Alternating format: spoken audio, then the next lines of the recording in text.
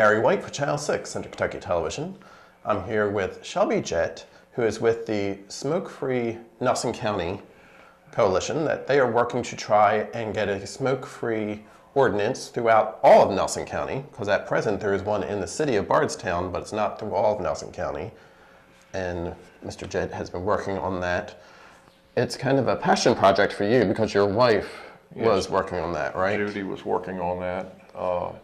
And she had basically understood that the county was not in a position at the time to advance the initiative. So she started focusing on trying to get a map of places in the state that were smoke-free that could be put at welcome centers and places across the state where the tourists come to kind of guide them to places which were smoke-free. Okay. And I think she understood that until we went through this round of elections and new magistrates, that it was not a subject she wanted to bring back up at that time. Right. But if you had a map together that kind of outlined places you don't want Nelson County to be left out just because they're not smoke-free. So that's kind of another interesting angle of trying to get it passed as well. It would be a checkered patchwork type of map for Nelson County, since Bardstown is smoke-free, but the city of Bardstown doesn't address every place that there is in the area that visitors might want to come to. So the last time we were here talking about this topic, it was prior to the election, and you were getting some information out there for voters so they know to whom they might want to vote for based on their points of view on the smoke-free ordinance. But now the election has passed, so now the work has begun to try and get that information out to the magistrates and to the county judge so that they can potentially be informed enough to vote, right? And to the public. Right. And in regard to the public, the group had a Facebook page, Smoke-Free Nelson County. And I was able to find where that started. It started with Phyllis Gentry, who was a nurse at Nelson County High School, and Judy was on the school board, so she got Phyllis to work with some students to put the Facebook page together. Well, that was back in 2011 time frame. It's been a while. And the students that put it together have moved on to other places. So nobody was watching the Facebook page. I went there and I found a lot of interesting information. So I've been able to work with Phyllis to get the Facebook page reconstituted, and I have done a video piece on that Facebook page that basically lays out what the issue is. It's about secondhand smoke in places where the public goes and in workplaces. Right. So I would encourage people to go to the Smoke-Free Nelson County Facebook page and look at that material and give us our opinion. Right. So when we talk about the Smoke-Free Nelson County ordinance that you're proposing, it's talking about businesses and workplaces in the county, correct? It's not about your private home. Not about your private home whatsoever. Okay. So it's kind of mimicking what the ordinance is currently in Bardstown, is that correct? We advocate to use the Bardstown ordinance as the model, so we're consistent across the board.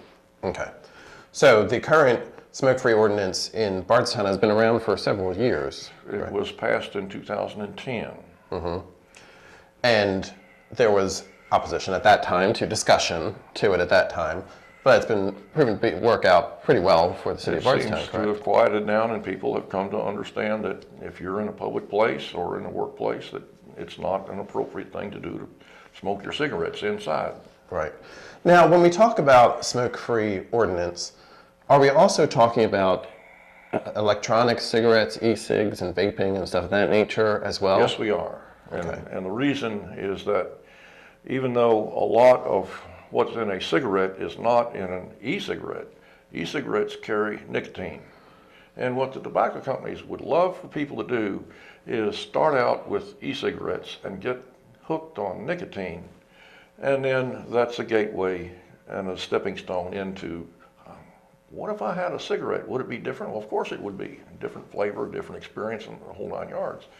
And once you get into that realm and you're enjoying your cigarettes, you don't understand that the health effects don't kick in for another 5, 6, maybe 10 years. But when they do kick in, they're severe. Heart attacks, cancer, all kinds of health problems that come out of smoking. Absolutely. So right now, as we said, it's an opportunity to kind of educate the public and inform as to what you're looking to hopefully get passed. Yes. Right. There's no timeline at present as to when this might come up for a vote or anything of that nature? It's too early yet in the current, all the magistrates have just taken over here in the month of January, and they've got a lot on their plate. I met with Judge Watts, and he says they want to go, well, fairly slow and understand what they're dealing with and do it carefully and responsibly. So I can appreciate that. And our committee is just being reconstituted. We have a meeting coming up on January the 24th that Jennifer Osborne, and you've interviewed her for Marion County. Right. She's going to facilitate trying to get our committee back together so that we can look at the things that we need to do to put out the education and work with the magistrates on what this is all about. Right. Jennifer works with the Lincoln Trail District Health Department. Yes. And does work in Marion County, where she's from, but also Washington County and Nelson County as well. So she's kind of helping to coordinate all that information to get out there.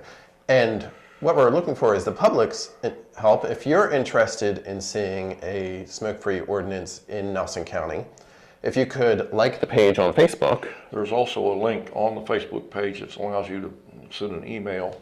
So that if you don't want your thoughts posted on the Facebook page, you can constitute it in an email, and it goes to the Smoke-Free Nelson County group.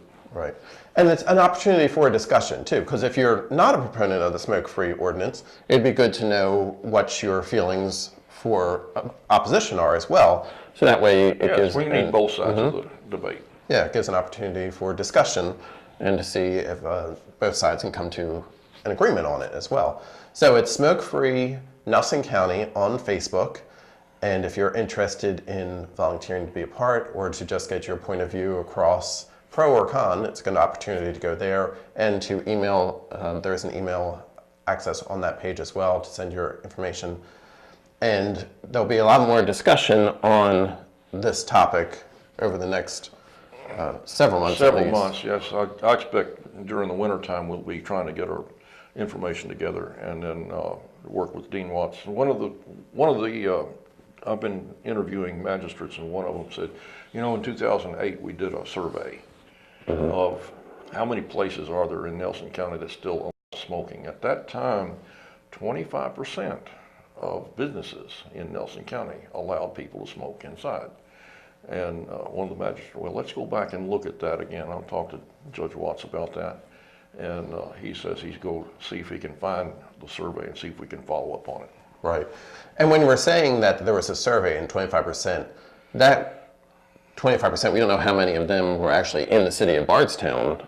That was all of Nelson County at that prior time, to that was ordinance. all of Nelson County. Yeah, so we don't know how many have been affected by the current ordinance. Right. Right, and are still left to be addressed as well. But also, it's an opportunity to be informed as to what we're talking about as well when we're talking about a smoke-free ordinance, because it's not an ordinance that affects you personally in your home. It's strictly for businesses and smoking in that facility, and right? part of Judy's passion was an experience she had up in northern Kentucky where we were going by and wanted to get a nice family meal in the evening on the way home. So we dropped in the country restaurant, and guess what? It was a smoking place, 100%. There weren't a lot of people smoking at the time she was there, but the leftover smoke from when they were there. And she just about had a reaction to it, adverse reaction to it. She said, no, this is not something I want to do again. Right. And there is the broad effect of smoking. Even if you are not a smoker, it can affect you for, as you said, secondhand smoke, or those who have asthma may be impacted adversely as well, and stuff of that nature too. So it's an opportunity to just get some more information as to what you're looking for. And that is Smoke-Free Nelson County on Facebook, and then also through email there. And again, there's going to be a meeting coming up on January 24th. So after that, maybe we'll have Mr. Jett back on, kind of give us an idea of what direction we're going. Right, to move forward on this process. And it is something that's a discussion that hopefully everybody can discuss and come up to an agreement on. Right. Again, I've been here with Shelby Jett. We're talking about smoke-free Nelson County. Thank you very much. Thank you. All right, this has been Gary White for Channel 6, Central Kentucky Television.